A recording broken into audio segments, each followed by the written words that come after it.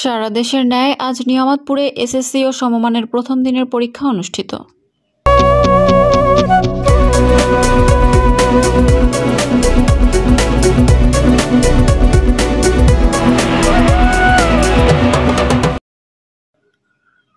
আসসালামু আলাইকুম। এডিপি বাংলার সংবাদে সবাইকে স্বাগত জানাচ্ছি। এম সুমা আহমেদ। নিজস্ব প্রতিনিধি শেখ রুবেল আহমেদের পাঠানো তথ্যচিত্রে দেখুন বিস্তারিত।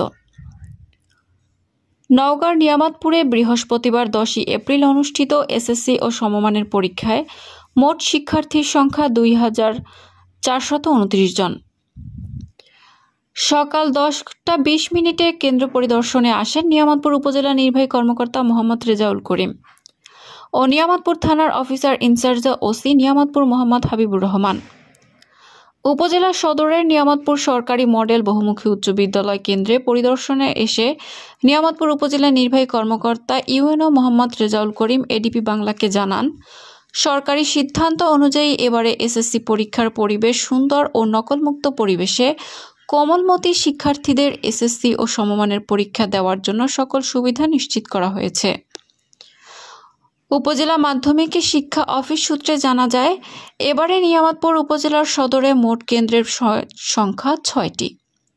এর মধ্যে এসএসসি 4টি, দাখিল 1টি, ভোকেশনাল 1টি।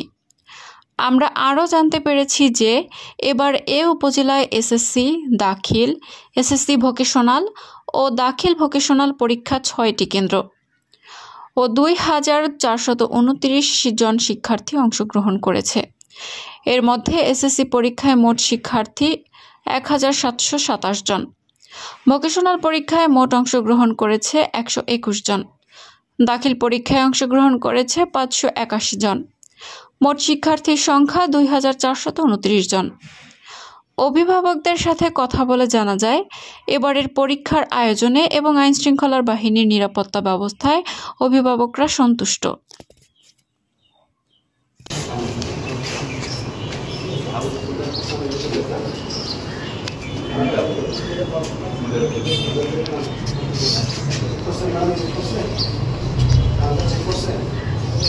ম্যাডাম, আপনি কি বলছেন?